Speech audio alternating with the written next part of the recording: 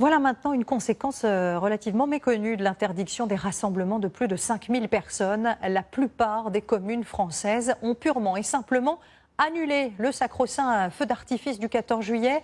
Un manque à gagner, on l'imagine, terrible pour les artificiers dont les stocks n'ont pas trouvé preneur. Mais vous allez voir que la filière espère recruter des clients en septembre avec de nouveaux concepts assez étonnants. Justine Corbillon et Sylvain Roland. Voici le plus grand site de stockage de feux d'artifice d'Europe. 110 hectares qui n'ont jamais connu pareil calme. L'artificier Ruggieri a dû mettre 80% de ses salariés au chômage partiel. C'est un site qui habituellement, un mois avant le 14 juillet, rassemble une centaine de personnes qui préparent les feux du 14 juillet. Madame est toute seule aujourd'hui, alors que, comme je vous le disais, d'habitude, elles sont très nombreuses. L'une des seules commandes qui partira ce jour-là est pour le Puy du Fou. Pour le reste, les entrepôts resteront cet été pleins à craquer. 90% des villes ont annulé leur 14 juillet. Tous ces cartons-là conditionnent des bouquets de feux d'artifice. Qui vont rester là. Qui vont rester là cette saison. On va réaliser peut-être 20% d'une année normale en termes de chiffre d'affaires.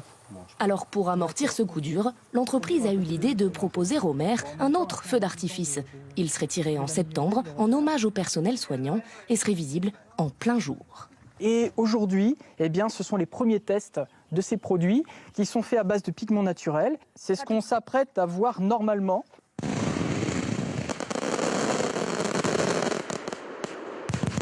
Le vert, il ressort beaucoup mieux quand il est à côté du jaune, parce qu'en fait, ils viennent se mélanger. Pas mal du tout. On a envie effectivement de faire ce qu'on appellerait une arrière-saison. Et à partir du moment où les grands rassemblements vont être de nouveau autorisés, c'est de nouveau d'embraser les villes et de faire la fête. Faire la fête, les habitants de Baillargues dans l'Hérault en ont très envie. Ils souhaitent le maintien du feu d'artifice. Pourquoi pas si tout le monde est protégé. Le 14 juillet, c'est une fête nationale. Là, je ne sais pas si ça va avoir lieu aussi. Si je vous disais qu'il est maintenu ici? C'est une bonne nouvelle alors.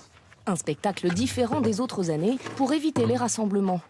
Donc ça va être du calibre qui n'est d'habitude pas utilisé, quoi. Grâce à ces mortiers, plus gros que d'habitude, qui vont tirer des fusées beaucoup plus haut. Le but, c'est quand même de dire aux gens de rester chez vous.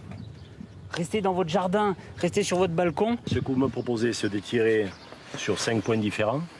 Mais qui se verra de tout Baillargues. C'est une organisation qui est différente, qui engendre un léger surcoût, mais vous savez, il n'y a pas de fête, les fêtes votives ont été annulées et tout. Et je pense que c'est une nécessité pour montrer que la vie reprend. Et aussi pour soutenir des artificiers prêts à s'adapter pour sauver leur saison.